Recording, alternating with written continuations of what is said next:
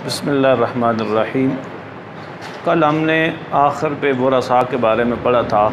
8 दर्जे पढ़े थे कि पहले असहाबे फ़ुरूज़ होंगे, अगर उनसे माल बच जाए फिर असबात में तकसीम होगा, अगर असबात ना हो असहाबे फ़ुरूज़ को दोबारा दिया जाएगा।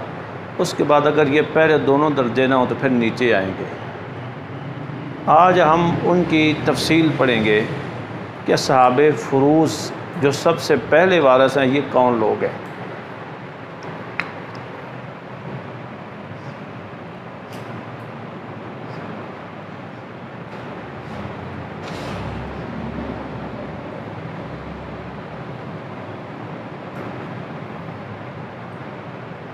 असहाबे फ़ुरूज़ ये 12 वरसा हैं। ठीक, इन 12 वरसा में से 4 मर्द हैं और 8 औरतें हैं। ठीक, इन 4 मर्दों और 8 औरतों जो 12 बनते हैं, इनके हिस्से कुरान और हदीस ने मुकर्रर कर दिए हैं, उसमें कमी बेशी नहीं की जा सकती। 1/2 किया है, किसी को 1/4 दिया है, कभी 1/8 दिया है, कभी 1/3 दिया है, कभी 2/3 दिया है, कभी 1/6 दिया है। इनकी फ़ुक़हाए किराम ने हालतें बयान की हैं कि असहाबे फ़ुरूज़ किस हाल में क्या लेगा।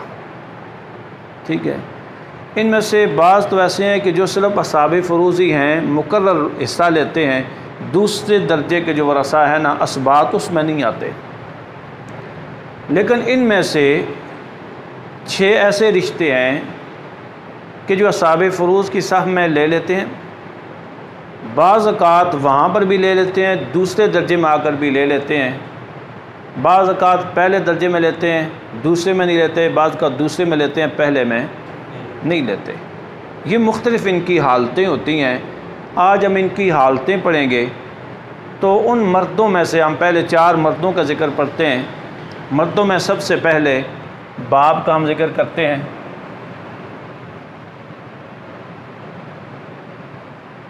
ठीक, बाप की 3 हालतें हैं। ठीक, 1/6 प्लस ये जो आइन लिखी है ना, इसका मतलब है असबा, और तीसरी हालत है इसकी सिर्फ असबा। कुरान पाक में आप देखेंगे तो कुरान में 3 आयतों में विरासत का बयान है। सूरत उन्निसा की आयत नंबर 11 में, 12 में, और सूरत उन्निसा की आखिरी आयत यानी आयत नंबर 176 में, इन 3 आयतों में विरासत का ज़िक्र मौजूद है। बाप का ज़िक्र भी वहाँ पे मौजूद है। वली अबवैहि लिकुल्लि वाहिदिम मिनहुमा अस्सुदुसु मिम्मा तरका इल्लम यकुल लहु वलद। ये बाप का ज़िक्र मौजूद है कि वालिदैन में से दोनों को छठा हिस्सा मिलेगा अगर मरने वाले की औलाद ना हो। अगर मरने वाले की औलाद हो, इन कान लहु वलद वले अबवैहि लिकुल्लि वाहिदिम मिनहुमा अस्सुदुसु मिम्मा तरका इन कान लहु वलद, कि वालिदैन को माँ और बाप को छठा हिस्सा मिलेगा अगर मरने वाले की औलाद हो। मिसाल के तौर पर एक आदमी मर जाता है, उसका एक बाप है और उसका बेटा भी है, तो हम उसके बाप को 1/6 हिस्सा देंगे उसके कुल माल का, और बाकी जो बच जाएंगे 5 हिस्से वो उसका बेटा ले लेगा। ये बाप की पहली सूरत होगी कि बाप को सिर्फ 1/6 मिलेगा कुल माल का, जब मरने वाले का इस बाप के अलावा बेटा एक या एक से ज़्यादा बेटे मौजूद हों या उसके पोते मौजूद हों, क्योंकि पोते बेटों की अदम मौजूदगी में बेटों की जगह चले जाते हैं। ठीक, तो ये पहली सूरत होगी कि अगर मरने वाले के बेटे या पोते मौजूद हैं, ठीक, एक बेटा है या एक से ज़्यादा है, तो बाप को सिर्फ 1/6 हिस्सा मिलेगा बस। जैसे ये हमने जिक्र किया। दूसरी सूरत मैंने कहा था कि इन असाब फ़रूज़ में से कुछ वारिस ऐसे भी होते हैं कि जो असाब फ़रूज़ में भी आते हैं, मुकर्रर हिस्सा भी लेते हैं, फिर इनसे बचा हुआ माल दूसरे दर्जे में लाकर असबा में जाकर भी ले लेते हैं। उनमें से दो वो हैं बाप और दादा, जो यहाँ से भी लेते हैं, जब इधर से तकसीम करने के बाद बच जाता है तो फिर नीचे आकर फिर ले लेते हैं। या असाब फ़रूज़ में भी बेक वक़्त आ जाते हैं और असबा में भी। कब? जब मरने वाले की बेटा या पोता मौजूद ना हो लेकिन बेटी या पोती मौजूद हो। ये दूसरी सूरत है, जब मरने वाले की बेटा पोता मौजूद ना हो, बेटी या पोती मौजूद हो। अब हम क्या करेंगे? देखिए, हमने ये बेटा काट के हमने यहाँ पे बेटी लिख दी, बाप को हमने 1/6 दे दिया क्योंकि औलाद मौजूद है। और कुरान ने कहा था इनकान लहू वलद, अगर मैयत की औलाद हो तो बाप को 1/6 दो, हमने दे दिया। बेटी को उसका जो हिस्सा बनता है वो 1/2 आगे हम जाके पढ़ेंगे, उसको 1/2 हमने उसका हिस्सा दे दिया। अब कुल माल अगर 6 रुपये है, उसने 6 रुपये छोड़े हैं, तो हमने छठा हिस्सा यानी 1 रुपया तो बाप को दे दिया था और आधा 6 का यानी 3 रुपये बेटी को दे दिए। 3 रुपये बेटी को मिल गए, 1 रुपया बाप को मिल गया। ये कुल रुपए 6 थे, 6 रुपये उसने छोड़े थे। एक मिसाल दे रहा हूँ, तफसील आगे हम लंबे से भी बनाएंगे। पीछे 2 रुपये तो बच गए, 3 जमा 4 2 रुपये बच गए, वो किधर जाएंगे? वो हम करेंगे। अब हम देखेंगे असाब फ़रूज़ को दे चुके, इसके नीचे कोई असबा वारिस हैं, असबा वारसों में बाप फिर आ जाता है, क्योंकि असबा वारसों में दूसरे दर्जे का वारिस बाप होता है, पहले दर्जे का वारिस बेटा और पोता होता है। बेटा और पोता मौजूद नहीं हैं तो बाप दूसरे दर्जे का वारिस आ जाता है। हम जब असबा वारसों का जिक्र पढ़ेंगे वहाँ आपको ज़्यादा तफसील समझ आ जाएगी। अभी थोड़ा यूँ समझे कि कदरे इजमाल भी है। मतलब यह था कि हमने बाप को छठा दे दिया, क्योंकि कुरान कहता है औलाद है तो बाप को छठा दो।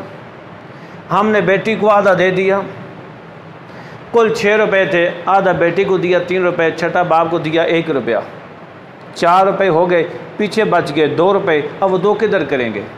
हमने पढ़ा था कि असाब फ़रूज़ को देने के बाद जो बच जाए वो असबा में देते हैं, तो बाप असबा वारसों में भी नीचे मौजूद है। तो हमने बकिया माल फिर बाप को दे दिया। क्यों? इसलिए कि वो असबा में आया था। इस असबा में आने की वजह से 2 रुपये मज़ीद इसको मिल गए, तो 3 जमा 3 6 रुपये पूरे तकसीम हो गए। ठीक। तीसरी सूरत है बाप असहाब फ़रूज़ से निकल जाता है। कब निकल जाता है?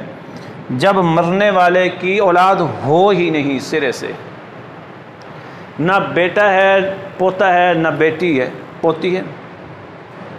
बेटा पोता भी नहीं है, बेटी पोती भी नहीं है, मैयत की कोई औलाद नहीं है। ऐसी सूरत में बाप को फिर क्या मिलता है? बाप असाब फ़रूज़ में नहीं रहता, बाप असबात में आ जाता है और असाब फ़रूज़ को देने के बाद जो माल बचता है वो सारे का सारा बाप ले लेता है। ठीक, ये बाप की तीसरी हालत है जो हमने समझी। इन हालतों को इब्तिदाअन याद करना पड़ता है, फिर कुरान की आयतों से समझना पड़ता है। जब ये अच्छी तरह याद हो जाए फिर आगे आसानी रहती है। उसके बाद हम दूसरी लिखते हैं दादे की। बाप के बाद आता है दादा।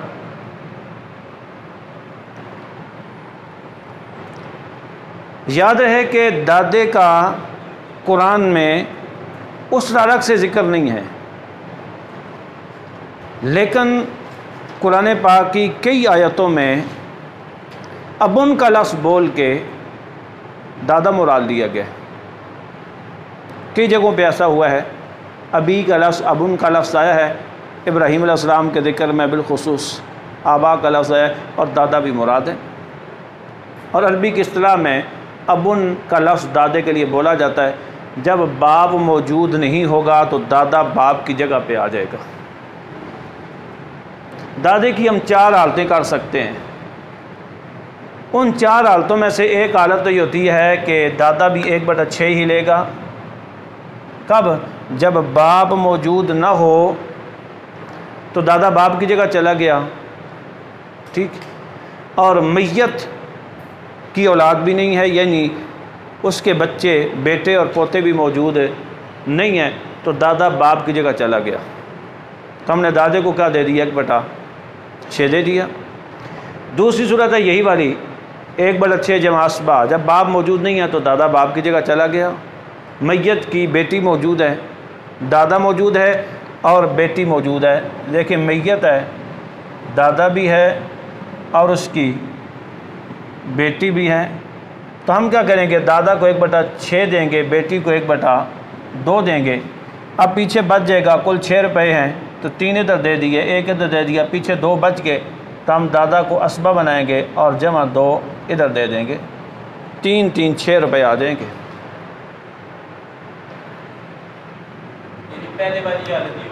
बिल्कुल वही सूरत, वही सूरत।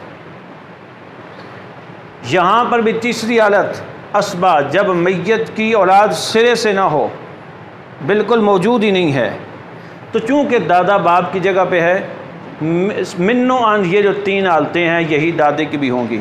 यहाँ पर दादा तीसरी सूरत में क्या बन जाएगा? असबा बन जाएगा, हम इसको लिखेंगे आइन, असबा बन जाएगा। और चौथी हालत दादे की है, मारूम हो जाता है। कब दादा मारूम होता है? सीधी सी बात है कि दादा बाप की जगह लेता है। बाप की जगह तब लेगा जब बाप की जगह खाली होगी, बाप नहीं होगा। किसी मरने वाले आदमी का बाप मौजूद हो, दादा भी मौजूद हो, तो बाप के होते हुए दादा मारूम हो जाएगा, क्योंकि करीब के रिश्ते के होते हुए दूर वाला मारूम हो जाता है। जैसे बेटे के होते हुए पोता मारूम हो जाता है, इस तरह बाप के होते हुए दादा मारूम हो जाएगा। अगर बाप मौजूद है, दादा मारूम, उसको कुछ भी नहीं मिलेगा। अगर बाप नहीं है तो जो बाप की 3 हालतें थीं, मिन्नो अन, वही 3 हालतें दादे की हो जाएंगी। 1/6 लेगा, 1/6 जमा असबा में आ जाएगा, नंबर 3 सिर्फ असबा में आके ले लेगा। उसके बाद हम आ जाते हैं तीसरे वारिस की तरफ, जो असाबे फुरूस में आता है। वो कौन सा है? बाप, दादा और खामंद। एक औरत फौत हो गई, उसका खामंद है, जिसके निकाह में थी औरत और मरी है, वही उसका खामंद शुमार होगा। मसलन एक औरत थी, उसके खामंद, उसने उसको तलाक दे दी थी, खलास बात ख़त्म हो गई, उसने एक नया रिश्ता कर लिया, तो पहले खामंद का मसला ख़त्म हो गया, एक नए मर्द के निकाह में आ गई, ठीक। तो अब ये वाला खामंद उसका वारिस बनेगा। यानी एक औरत मरती है तो जिस मर्द के निकाह में होती है वो वाला मर्द उसका वारिस बनता है। और खामंद के सूरत उन्निसा की जो आयत नंबर 12 है, वो शुरू ही खामंद के हिस्सों से होती है। 2 हिस्से बयान किए, फरमाया वलकुम निस्फु मा तरका अज़वाजुकुम इल्लम यकुल लहुन्ना वलद फ़इन काना लहुन्ना वलदुन फलकुमुर रुबु मिम्मा तरकना मिन बादि वसीयति यूसीन बिहा औ दैन। 2 हिस्से बयान किए। फरमाया कि तुम्हारे लिए ए मर्दो निस्फ़ है मिम्मा तरकना, जो औरतों ने छोड़ा, अगर उनकी औलाद ना हो, और अगर औलाद हो तो तुम्हारे लिए रुबा है, 1/4। खामंद की 2 हालतें हैं।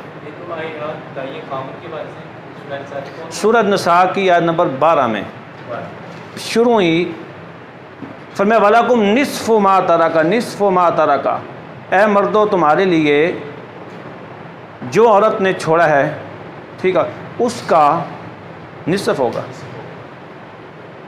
मा तरका अज़वाजुकुम इल्लम यकुल लहुन्ना वलद, अगर उनकी औलाद ना हो। देखिए एक औरत मर जाती है, एक औरत फौत हो गई, इसका नाम मिसाल के तौर पर हिंदा है, ये फौत हो गई, इसका खामंद मौजूद है, इस औरत की कोई औलाद नहीं है, इसके खामंद को कितना माल मिलेगा? 1/2 मिलेगा। और एक दूसरा केस हमारे पास आ जाता है, यही औरत फौत हो जाती है एक, जिसका नाम ज़ैनब है, उसका खामंद भी है और उसका बेटा भी है। अब खामंद को क्या मिलेगा? 1/4 मिलेगा। ये दो हालतें कुरान ने बयान की हैं। ये आपने समझनी है कि जब औरत फौत हो, उसकी औलाद अगर न हो तो खामंद को आधा हिस्सा मिलेगा। अगर उसकी औलाद हो तो फिर खामंद का हिस्सा कम हो जाएगा, औलाद की तरफ चला जाएगा, खामंद का हिस्सा कम हो जाएगा, ये नहीं उसको चौथा मिलेगा। एक औरत मर जाती है, अगर वो 1 लाख रुपया छोड़ के जाती है, औलाद नहीं तो 50,000 खामंद को मिलेगा उसमें से। अगर वो औलाद भी छोड़ के जाती है तो फिर लाख में से 25,000 रुपया खामंद को मिलेगा, चौथा हिस्सा। बाकी औलाद में चला जाएगा, खामंद का हिस्सा कम हो जाएगा। यहाँ पर एक बात बड़ी नोट करने वाली है, वो क्या है?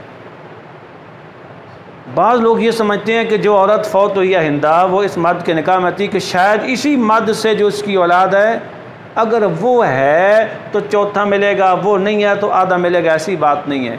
ये हिंदा इससे पहले इस खामंद से पहले किसी और के निकाह में थी, उससे उसकी औलाद थी, फिर वो खामंद फौत हो गया, ये बेवा होगी, इसने इस मर्द से निकाह कर लिया, या उसने तलाक दे दी, इस मर्द से निकाह कर लिया, लेकिन पहले मर्द से इसके साथ औलाद थी, बच्चे बच्चियाँ थीं, ठीक है। फिर इस मर्द के निकाह में आई, इस मर्द के निकाह में थी जो फौत हो गई, लेकिन इस मर्द से इसकी कोई औलाद नहीं थी। अब बज़ाहिर तो यही लगता है कि इस मर्द से तो कोई औलाद नहीं, इसको आधा मिलना चाहिए, लेकिन आधा नहीं, इसको चौथाई मिलेगा। क्यों? इसलिए कि कुरान ने कहा मा तरका अज़वाजुकुम इल्लम यकुल लहुन्ना वलदुन, ये नहीं फरमाया लकुम, फरमाया इल्लम यकुल लहुन्ना वलदुन। अगर उन औरतों की औलाद ना हो जो मर रही हैं, अब वो पहले खामन से है तो इसी औरत की है ना, ठीक। तो इसलिए ये बात बाज़ तवज्जो नहीं रहती, ये रखनी चाहिए कि इस खामन से औलाद नहीं भी है, लेकिन पहले खामन से है। पहले वो 2-3 खामदों से के निकाह से हुई, बस एक से निकाह किया, उससे औलाद थी, वो खामन फौत हो गया, उसने तलाक दी। दूसरे से निकाह किया, उससे कोई औलाद नहीं थी, उससे तलाक ले लिया, वो फौत हो गया। तीसरे से, उससे भी कोई औलाद नहीं थी, तो ये तीसरा वारिस तो बनेगा, लेकिन पहले सू के 1 नंबर खामन से औलाद थी, तो इसलिए खामन को चौथा मिलेगा। अगर उस औरत की सिरे से कोई औलाद नहीं थी, ना इस खामन से ना किसी और खामन से, बिल्कुल इसके यहाँ बच्चे की विलादत नहीं हुई, या हुई तो फौत हो गए थे, इसकी मौत के वक़्त इसकी कोई औलाद ज़िंदा नहीं थी, या तो हुई नहीं थी या हुई तो फौत हो चुकी थी, अब खामन को निसफ मिलेगा। ये बड़ी याद रखने की चीज़ है। तो हमने खामन के बारे में पढ़ लिया कि खामन को, हैं जी, बाकी जो बचेगा ना इंशाअल्लाह वो जब हम सारी हालतें बनाएंगे उसके बाद आपको पता चलेगा कि वो किधर किधर जाएगा। इस वक्त हम यूँ समझें कि अभी हाँ जी, अभी हम असाबे फ़ुरूज़ पढ़ रहे हैं, जब दूसरे वारस भी पढ़ लेंगे फिर बाकायदा तकसीम करेंगे। हम एक आदमी को फौत करेंगे, हम लिखेंगे उसका बाप भी था, उसका खामद, अपना औरत थी तो उसका खामद भी था, मर्द था तो उसको बीवी थी, उसकी माँ थी, फ़लाँ थे। अब इसको कितना मिलेगा, अब इसको कितना मिलेगा, बाकी बच गया तो वो किधर जाएगा, ठीक है। वो इंशाअल्लाह सारी तकसीम आएगी। फ़िलहाल हमने सिर्फ ये याद रखना है कि असाबे फ़ुरूज़ 12 हैं, उनकी हालतें याद रखनी हैं, ठीक। ये बड़ी पेचीदा काम होगा। ये हमें पता चल गया कि मरने वाली औरत है, उसका खामद है तो उसकी औलाद अगर नहीं है तो इसको आधा, औलाद है तो चौथा। यानी औलाद की वजह से मियाँ बीवी के हिस्से कम हो जाते हैं। बीवी में भी यही होगा, आगे चल के जब बीवी का पढ़ेंगे उसमें भी यही हाल होगा। चौथा मर्द असाबे फ़ुरूज़ में, उसको कहते हैं अख़याफ़ी भाई।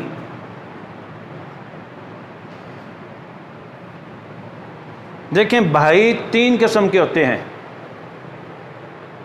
3 किस्म के भाई, हकीकी भाई, अखुन शकीकुन जिसे कहते हैं, अलाती भाई, आइन लाम अलिफ ता या, अलाती भाई, और तीसरा अख़याफ़ी भाई।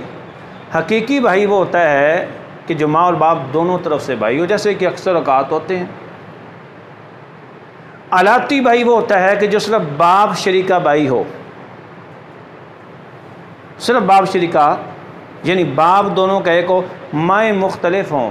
मसलन एक मर्द ने 2 औरतों से निकाह किया हुआ है, एक औरत से भी उसकी औलाद है, उसका लड़के का नाम है मिसाल के तौर पर अब्दुल कयूम, दूसरी बीवी से भी औलाद है और उसका नाम है अब्दुल सत्तार। अब्दुल कयूम और अब्दुल सत्तार जो हैं ये आपस में माएँ इनकी अलग अलग हैं, लेकिन बाप एक है इनका। हम इनका कहेंगे कि अब्दुल कयूम और अब्दुल सत्तार आपस में अलाती भाई हैं कि माएँ मुख्तलिफ हैं। एक माँ से उसने जन्म लिया, दूसरी ने दूसरी माँ से, लेकिन बाप तो उनका एक ही है, दोनों ज़ैद के बेटे हैं। हम क्या कहेंगे? अलाती भाई। तीसरा होता है अखयाफ़ी भाई, जिनकी माँ एक हो, बाप मुख्तलिफ हों। मिसाल के तौर पर हिंदा नाम की एक औरत थी, उसने एक मर्द से निकाह किया, अब्दुल कयूम नाम का एक बेटा पैदा हुआ, फिर उसका वो खामन फौत हो गया या उसने तलाक दे दी, इसने एक और मर्द से निकाह किया, उसे अब्दुल सत्तार नाम का एक बेटा पैदा हुआ। अब अगर देखें तो ये अब्दुल कयूम और अब्दुल सत्तार जो हमारे सामने आए, ये एक ही माँ से हैं, लेकिन पहले का बाप और है, दूसरे का बाप और है। इनको कहते हैं अखयाफ़ी, यानी माँ शरीके भाई, और अलाती को कहते हैं बाप शरीके भाई, और हकीकी होते हैं माँ बाप दोनों तरफ से भाई। भाइयों की जो ये 3 किस्में हमने पढ़ी हैं, ये जानने वाली चीज़ है कि हकीकी भाई दूसरे दर्जे के वारिस हैं, असबा में आते हैं, असहाबे फ़ुरूज़ में नहीं आते।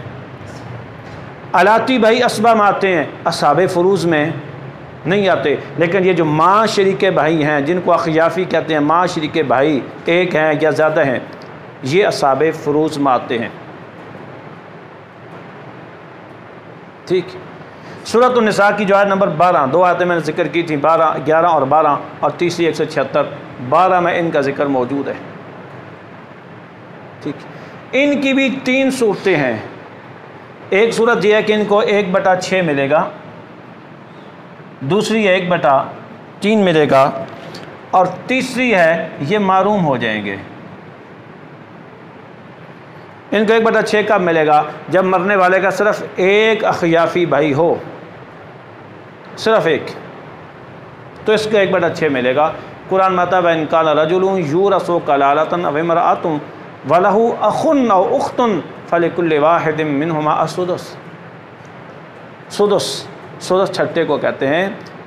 अगर कोई आदमी फौत हो जाता है और वो कलाला है और उसका भाई, तो इस पर सहाबा किराम बाद की उम्मत का इजमा है कि ये जो सूरत निसा की आयत नंबर 12 में अखुन और उख्तुन का लफ्ज़ आया है, ये माँ शरीके अखयाफ़ी यानी बहन और भाई के लिए इस्तेमाल हुआ है, हकीकी और अलाती के लिए नहीं आया।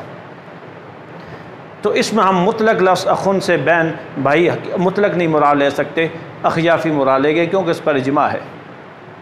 ठीक। इसकी यही तफसीर है, सहाबा किराम और बाद से यही मरवी है।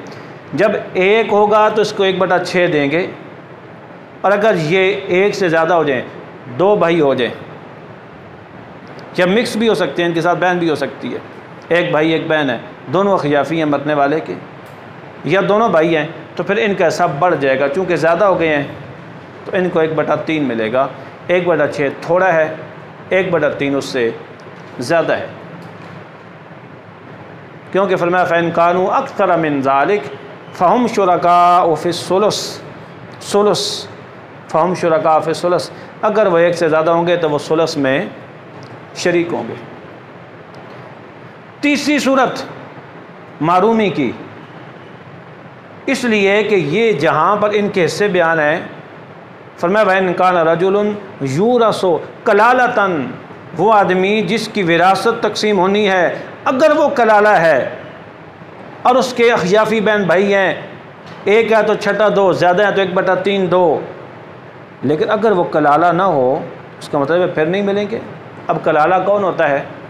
कलाला वो होता है कि जिसके ऊपर नीचे के रिश्ते ना हो, बाप भी ना हो, दादा भी ना हो, परदादा कोई भी ना हो ऊपर, नीचे बेटा भी ना हो, पोता भी ना हो, बेटी भी ना हो, पोती भी ना हो, ठीक।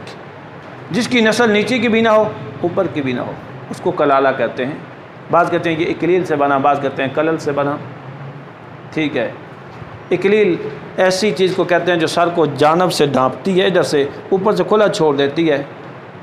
तो चूँकि इसका ऊपर नीचे तो खाली होता है और साइडों से आके लोग इसका वारिस बन के माल ले जाते हैं, इसलिए इस बंदे को कलाला कहते हैं। कलाला वो होता है कि जिसका बाप दादा परदादा ना हो, जिसका बेटा बेटी पोता पोती पड़पोता पड़पोती नीचे के ना हो। अगर हुए तो ये भाई मारूम हो जाएंगे। किसी का बाप मौजूद है, इनको कुछ भी नहीं मिलेगा, दादा मारूम मौजूद है, परदादा है, कुछ भी नहीं मिलेगा। या बाप दादा नहीं है, बेटा मौजूद है, नहीं मिलेगा, बेटी मौजूद है, नहीं मिलेगा, पोता है, नहीं मिलेगा, पोती मौजूद है मैयत की, फिर भी नहीं मिलेगा। बंदा कलाला होना चाहिए। फिर अखियाफ़ी बहन भाई को छठा मिल जाता है, सिंगल होंगे 1/3 मिल जाएगा। अगर वो ज़्यादा होंगे, ये 4 वारिस हैं जो मर्द हैं, ये इनकी हालतें हैं। जब आदमी मरता है इनमें से किसी हालत में ये आ जाते हैं। कोई 1/2 की हालत में आ जाएगा, कभी 1/4। ये हमें याद होनी चाहिए। जब हम आगे विरासत को तकसीम करेंगे, हम मैयत लिखेंगे, हम कहेंगे उसका एक बाप था, उसका दादा था, उसका औरत फौत हुई थी, उसका खामन था, उसका गयाफी भाई था। फिर हमने देखना होगा कि ये 4 हैं, बाप भी था, दादा भी था, खामन भी था, भाई भी था खियाफ़ी। तो इनको कैसे हम कहेंगे बाप था तो उसको क्या मिलेगा, सोचेंगे फिर हम 1/6 मिलेगा या ये वाला, या कौन सी हालत आएगी। दादा तो उसकी कौन सी हालत आएगी, खामन तो उसकी कौन सी हालत आएगी, अखियाफ़ी भैया तो उसकी कौन सी हालत आएगी। मैं एक मिसाल से इन चारों को समझा देता हूँ। मिसाल के तौर पर एक बंदे को फौत करता हूँ यहाँ पे। ये विरासत में है कि जब आप तकसीम करें तो मैयत की तरह का ऐसे लिखें, नीचे उसके वारिस लिखें। हम लिख देते हैं कि 4 हमने पढ़े, हम लिख देते हैं एक बाप, उसका बंदा फौत हो गया, बाप है, उसका दादा भी है, उसका औरत फौत हुई, उसका खामन भी था, और उसका एक भाई भी है जो अखियाफ़ी है। हमने अब गौर करना है कि बाप को क्या मिलेगा। बाप को 1/6 मिलेगा। कब? जब उसकी औलाद मौजूद हो, बच्चे मौजूद हों। बच्चे तो हैं को नहीं हैं, ये हमने देख लिया, बच्चे तो हैं को नहीं हैं। 1/6 असबा मिलेगा जब बच्चियाँ हों, नहीं बच्चियाँ भी कोई नहीं हैं। तो फिर बाप को क्या मिलेगा? जब बच्चे बच्चियाँ हैं ही नहीं हैं तो फिर बाप को असबा। हम बाप के नीचे क्या लिख देंगे? आइन, यूँ लिख देंगे, इसका मतलब होगा असबा। अब हमने दादा को देखना है। हमने ये पढ़ा था कि दादा बाप की अदम मौजूदगी में बाप की जगह चला जाता है और इन 3 में से कोई एक सूरत ले लेता है। लेकिन अगर बाप मौजूद है तो दादा मारूम हो जाता है। हमने देखा दादा की ये हालत है, हमने दादा के नीचे मीम लिख दिया, जिसका मतलब था दादा मारूम। हमने खामन को टच किया, देखा कि खामन की क्या हालत बनेगी। हमने कहा जब औरत मरी है उसकी औलाद अगर न हो तो खामन को आधा मिलता है, हो तो चौथा। ये औरत मरी हुई है, इसकी औलाद में कोई भी मौजूद नहीं है, भाई है, खामन है, दादा बाप है, औलाद नहीं है सिरे से। तो भले फिर हमने देखा है कि 1/2 देंगे इसको। हमने लिख दिया खामन के लिए 1/2। अखियाफ़ी भाई, हमने कहा अखियाफ़ी भाई 1/6 लेता है। कब? जब मैयत के उसूल व फ़ुरूअ बाप दादा मौजूद ना हो, बेटा बेटी पोता पोती मौजूद ना हो, 1/6 ले लेता है। तो क्या ये जो औरत मरी है इसका बाप दादा बेटा बेटी को ये मौजूद है? तो बाप भी मौजूद, दादा भी मौजूद। इसका मतलब है ये औरत कलाला नहीं है, नहीं है, तो ये क्या हो जाएगा? महरूम हो जाएंगे। इस वक्त हमारे पास 4 वारिस मौजूद हैं, 4 में से 2 तो हो गए महरूम, पीछे रह गए 2, बाप और खामंद। खामंद को देंगे हम 1/2, 1 लाख रुपया उस औरत की विरासत थी, 50,000 हमने दे दिया खामंद को, पीछे बचा 50,000 बाप है असबा। असबा होता है कि असाब फ़रूज़ को देने के बाद सारा उसको दे देते हैं, पीछे 50 सारे का सारा उसके बाप को दे देंगे, विरासत तकसीम होगी।